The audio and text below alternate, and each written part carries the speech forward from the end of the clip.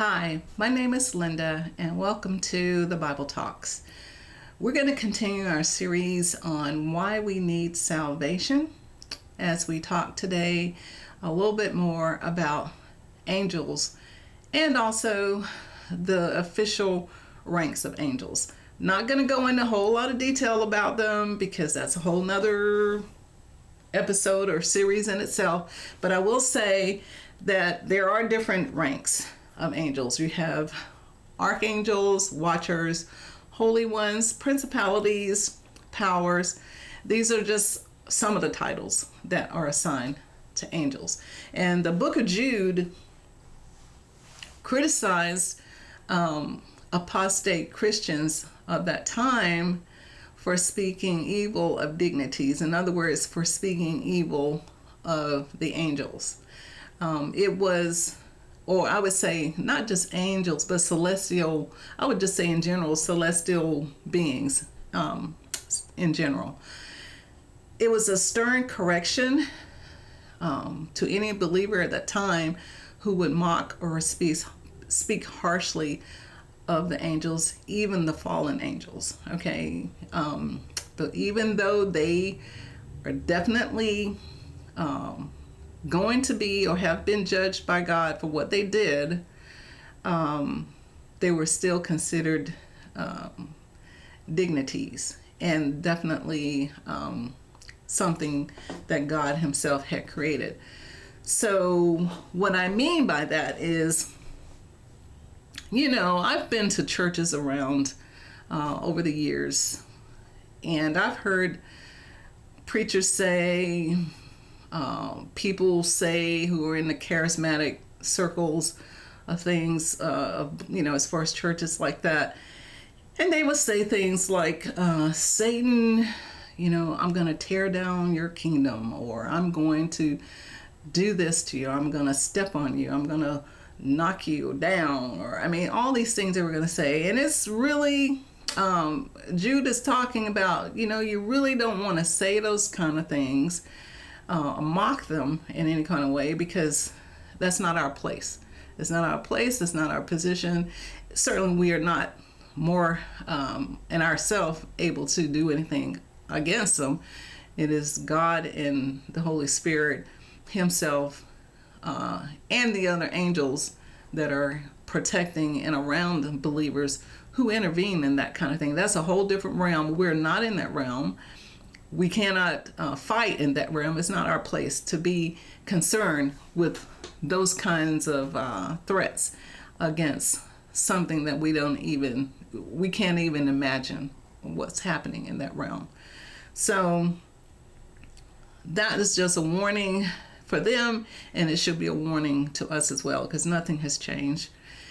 But I also wanted to just make mention of the fact that angels also, they occupy the air and the heavens. This is the realm that I was referring to. There's this spiritual realm that we are not privy to. We can't see, but it's there. A lot is going on there. A lot going on our behalf and our defense there. And we're not privy to it, at least not yet. So when we're talking about angels and what they did as far as the Garden of Eden is concerned, we just take the word of God as it is and trust in what He has told us about it, what He wants us to know about it, and the rest of it, we won't know the details until the time is right, and the appropriate time, which would be after we all are in heaven ourselves. So if you want to just look at the passage that refers to the angels and their role in Satan's war, look at Genesis chapter 6. This passage is probably the one that has generated the most discussion and the most debate, but it's here, and so I'm gonna read it. Okay, so Genesis chapter 6, verses 1 through 5. It says, "And it came to pass, when men began to multiply the face of the earth, and daughters were born unto them, that the sons of God saw the daughters of men, that they were fair, that they took them wives of all which they chose. And the Lord said, my spirit shall not always strive with man, for that he also is flesh, yet his days shall be 120 years. There were giants in the earth in those days, and also after that, when the sons of God came in unto the daughters of men, and they bare children to them. The same became mighty men, which were of old, men of renown, meaning they were men of massive fame and well known. The reputation, they were just men of fame. Okay. In verse 5, God saw that the wickedness of man was great in the earth, and that every imagination of the thoughts of his heart was only evil continually. Okay, so a lot's going on in these 5 verses that has been kind of controversial, because this passage here talks about it kind of describes the length Satan would go through the threatened human existence, for one thing, and also threaten the birth of the Messiah. And this is by corrupting the human genetic code, i.e. the human DNA. I told you in the beginning of the series that DNA was important to God, and he was very specific about that, and about everything that all the instructions he had given Noah about the ark and reproduction and all that. And he is the architect of DNA. So it's not a little thing when it comes to that part of creation. So here we have Satan coming up with a plan that he's using his army of fallen angels to carry out this plan that he has. Now, by this time, we look at Adam and his age. By the time he dies, Adam is 930 years old. Okay, he has lived 930 years. So when Genesis 6:4 talks about giants in those days, and after that, it's referring to the days daughters were being born, all the way forward to the time of Noah. So we're talking about a span of hundreds of years that have passed even before Noah is born, because I think Noah is born, Adam dies when he's 930, and that's the number 130 years of creation. Noah is born somewhere after 1000 or maybe even 1100, the 1000th or the 1100th year of creation. So there's some time from the time Adam dies even to the time Noah is even born.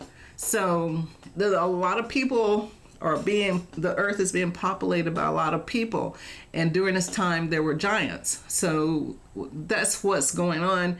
And so where did the giants come from? And the Bible had just said here in this passage that the sons of men were marrying these women, and it says, let's see here, they took wives and they bare children to them. The same became mighty men, which were of old, men of renown. These are mighty men, they were giants. Okay, so these fallen angels mating with the women, disrupting the normal genetic code for humans by producing children that were hybrids or half-breeds, half human, half angelic.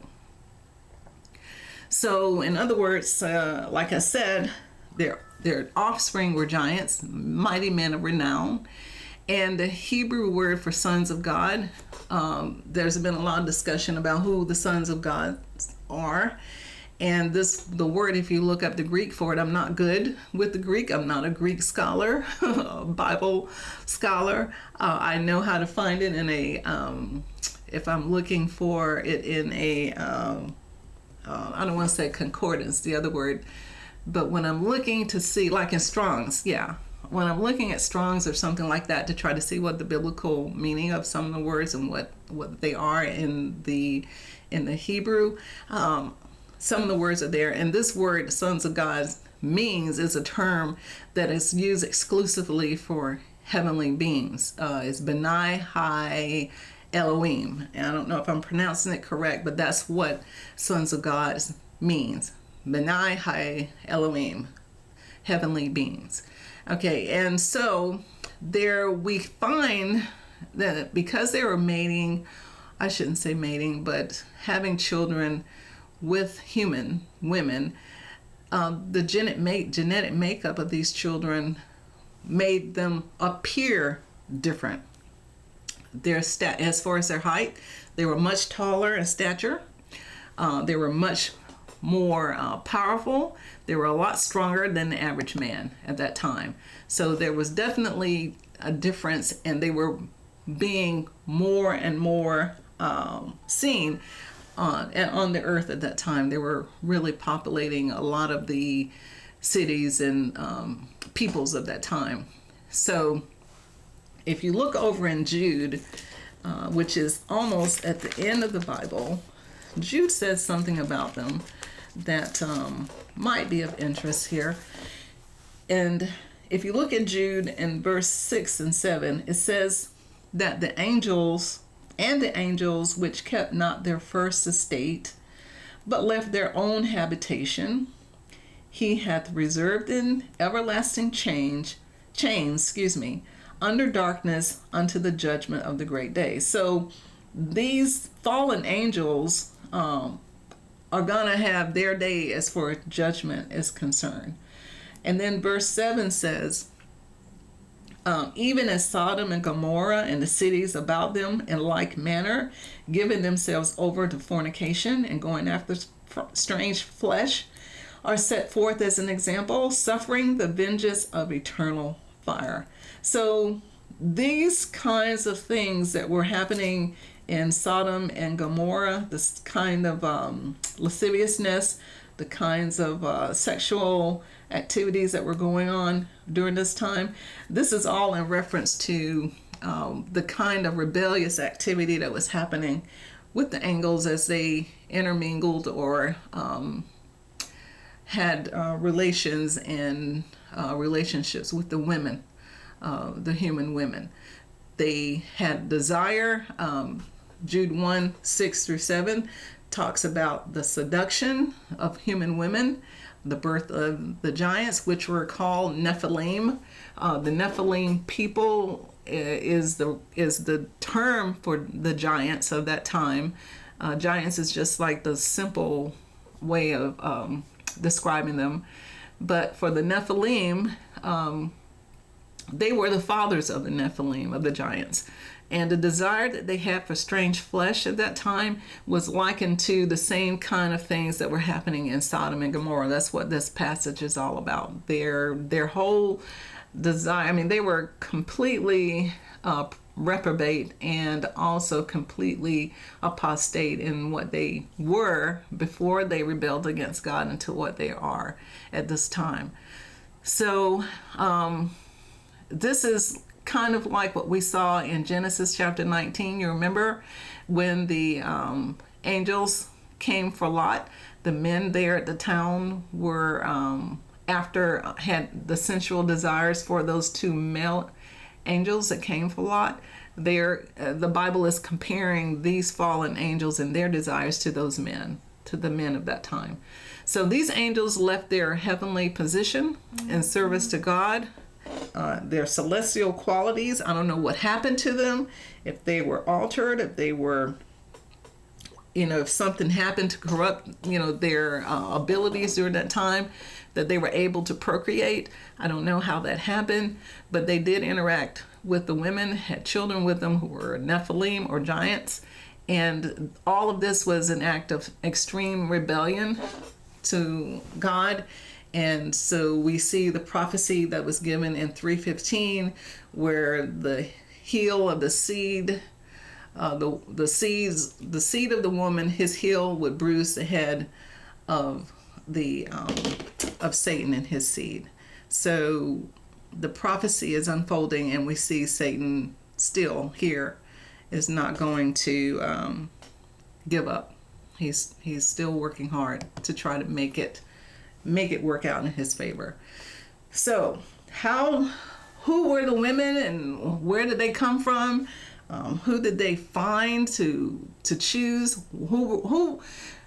I guess the question I'm asking is, who was convenient? What family or families were convenient? Who would have been the easy targets for these angels to get to even be corrupt enough to disobey God and following God and fall for the deception and the sensual approaches and the desires that were advanced towards them by these angels? So who were these people? Who did they get? And we think that from everything that could be said, that the targeted bloodline had to be Cain, because everybody else was out of Seth's lineage, as far as Adam, Eve, Seth, and down through the agents of that way. Cain had already left the presence of God, had already left from the protection of God. He was not a follower of God. The Bible said that he was wicked, of the wicked one. So he and his lineage would be the most likely target for Satan's, if he's going to use anybody to help, corrupt the human DNA, the human genetic code, so to speak, to corrupt that. So the whole point was so this human child would never be born or could never be used to be a redeemer. He would go that far to figure out who would be the easy target for him, and it had to be Cain and Cain's bloodline. So we'll stop here, pick up the next time on Cain and his genealogy to see where that takes us as we look at the whole thing, where this war is headed. It's all about Satan and his defeat of the Messiah, at any cost to prevent this prophecy from ever happening. What he would do to prevent that. And he is relentless. He is not an adversary that should be taken lightly, because he will use whatever is available, and we're going to see how far that goes next time. So today we will stop here as we finish this episode on why we need salvation. We'll pick up next time on Cain's genealogy. Thank you so much for your time. This is the Bible Talks. Bye-bye.